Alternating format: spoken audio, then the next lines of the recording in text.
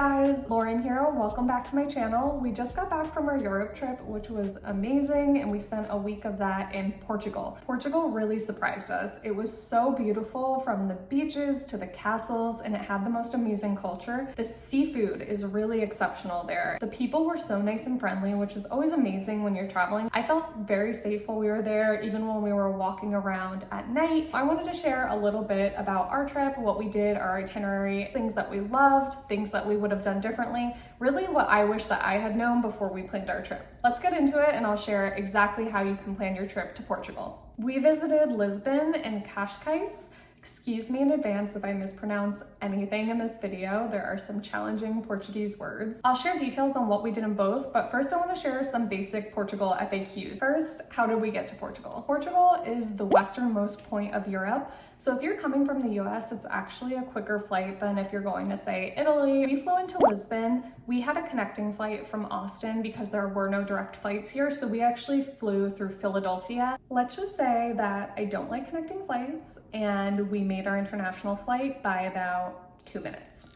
What time of year did we visit? We went in June, in early June. It was beautiful. The weather was like 70s. It was definitely windy and breezy. I imagine that Portugal is really nice throughout the summer. June through August is tourist season because it's summer, kids are out of school. I could see late spring and early fall also being really nice options too. Do people in Portugal speak English? So we actually found that the majority of people we encountered in Lisbon and Cascais spoke English, which was admittedly very convenient. I had been learning Portuguese for the past 2 or 3 months before we got there using Duolingo. I spoke a little Portuguese while we were there. Phrases that are good to know would be thank you, which is obrigada if you're a woman, and obrigado if you're a man. Oi or hola is hello. It's good to know just a few basic phrases. I think anytime you go to a country, like hello and thank you. You can definitely get by though with English, like most places in Europe, and I would say if you can download the Google Translate app, it's really nice to have that as a tool. How did we get around Portugal? So we used Uber, bird scooters, or we walked, and it was actually really easy to get an Uber at the airport. When you come out of the airport, you should make a left going towards the parking garage, and on the first floor, there's basically a dedicated lane where the Ubers and ride-sharing services come through. You'll just call an Uber on your phone using the app like you would normally do, and that's where they'll pick you up. From the airport, we took an Uber to Cascais, and then while we were in Cascais, we did bird scooters and walked a lot, and then in Lisbon, I would say we mainly walked and took an Uber like once. Was Portugal expensive? I found it to be definitely a more affordable country, especially for Europe. I think our most expensive dinner that was at a fancier place, for 2 people, it was around 100 euros, and that included multiple appetizers. How long did we stay in each place? We stayed for 2 days in Cascais and then 5 days in Lisbon. How much did we pack? We decided to just do carry-ons. We always try to do that if we can when we're going internationally. I think it just makes things a lot easier while you're there, especially if you do have to take an indirect flight. You don't have to worry so much about your luggage making it there with you. We were able to pack 2 weeks worth of clothes, shoes, toiletries, etc. just in our carry-on bags, and we each had a backpack too. I'll link the compression packing cubes we used. They were a game changer. Like, we absolutely would not have been able to fit our clothes if we did not use these. They were about this big when you started packing them, and then you could shrink them down. We try to pack items that have more than one purpose. Like, I packed Dr. Bronner's soap, which is a body wash, but you can also use it to hand wash clothes too. What clothes should you pack? So I brought a lot of dresses, wore those a ton. I also did some shorts and some light pants. Those were very convenient to have, especially when it was a little breezy. Then I brought versatile tops, like a lot of basic things. I brought like linen shirts, blazers. Those were really nice to have when the breeze was coming in and it was a little bit chillier at night. You're gonna walk a lot while you're in Portugal, so you wanna have comfortable sneakers and comfortable sandals. I'd also recommend bringing a hat because the sun can be pretty strong. I'll link my favorite things that I packed down below, especially my sneakers that I wore every day. Okay, so now you know the basics, let's get into what we did. For our itinerary, we landed at 9 a.m. in Lisbon at the airport, and then we went straight to Cascais. That was about, I think, a 30-minute drive, and Cascais is almost like the Hamptons or Malibu of Portugal. It's a beautiful beach town, and it's a great way to start the trip off slow if you're trying to recover from jet lag or the long flight. It's a really walkable town, and there's actually a path that runs along the coast there where you can walk, you can bike, you can do scooters, and we did that a ton, and it was really fun and so beautiful to see the water. We stayed at the Feral Hotel. We loved it. It had like a nice small boutique feel. Although it's right on the water, it doesn't have beach access. There's no beach right there, but it does have a beautiful pool where we spent some time, and that was really fun. The best part of it was how easy it was to walk to everything. It was so close to restaurants, to town, to different activities we wanted to do. So it was perfect. We really enjoyed our stay there. I'll share my 6 favorite things that we did while we were in Cascais. The first thing was walking around Old Town. We really enjoyed the cute shops and restaurants, and there are also some really pretty beaches right by the Old Town there. Praia da Rainha, I believe it's called. I definitely recommend to take a few hours and walk around there. The second thing was checking out the beaches. There was a beach up north on the coast called Praia de Guincho, and it's such a cool beach because everyone comes there to do windsurfing because the wind is just so crazy. We sat on the beach and we were watching all of these people do these insane tricks in the air over the water, and it was so cool. Definitely remember to bring a light overshirt or a jacket or something because it does get really breezy at the beach. The third thing was seeing the Boca do Inferno. It's a beautiful cliff that's right by the ocean, and you can actually walk down on a path and get a beautiful view of it. I would highly recommend maybe going after dinner, before dinner, right around sunset. The fourth thing was going to the National Palace of Pena. It was actually a castle in Sintra, so it was about a 25-minute drive, not too bad. We took an Uber there. Some tips for this: so buy tickets online in advance. It gets extremely crowded. I would say to go in the morning if you can, or go during lunch. We were really lucky because we got there just before the crowd came. When we were leaving, there was probably a 2-hour line just to get in. The earlier you can get there, the better, and it's so beautiful there. Like, it's definitely worth going. The views were just gorgeous.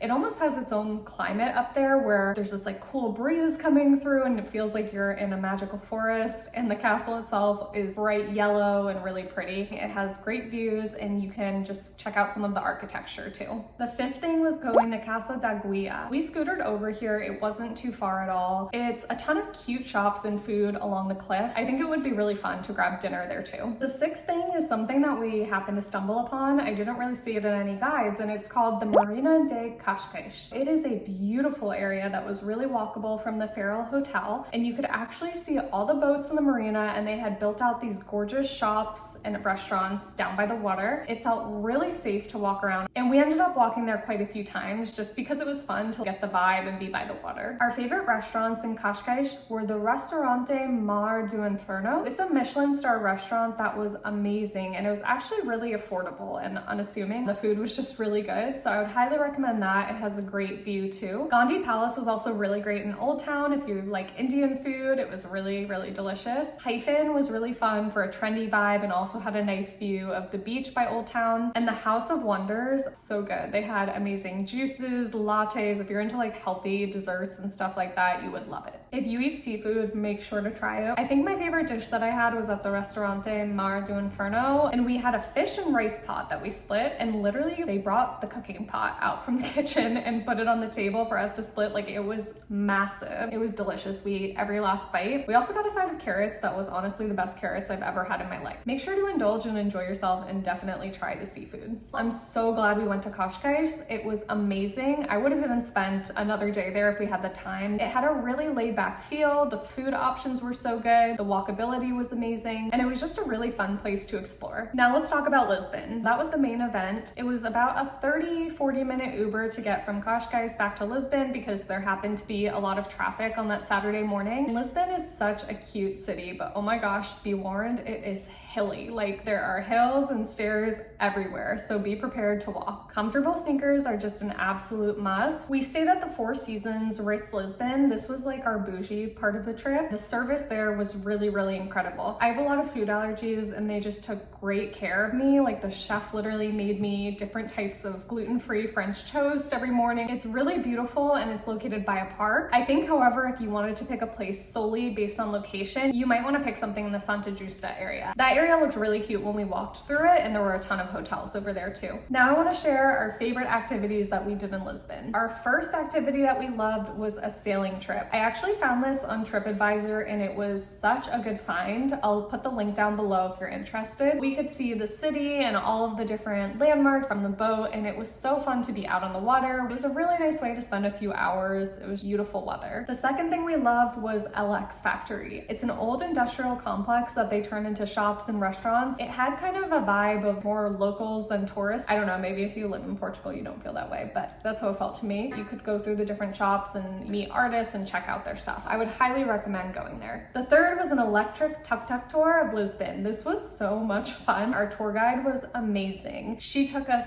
everywhere and she gave us such good stories and information. This leads me to our next point, which we did on the tuk-tuk tour thanks to our guide. I had mentioned we really wanted to see the Elevador de Santa Justa. I think it was built because Lisbon is such a hilly city. It's a really beautiful view of the ocean. You can see the city and the neighborhoods. Look for the pastry shop and you can come in right through the back and walk right up. The next thing that we loved was a Portuguese cooking class at Cooking Lisbon. We always try to do a cooking class when we go to a different country. I think it's a great way to experience the culture. They actually took us to the market, so we got to check that out, and then we cooked some local dishes together. They also accommodated for my food allergies, which was nice too. The next thing is the Miradouro de São Pedro de Alcantara.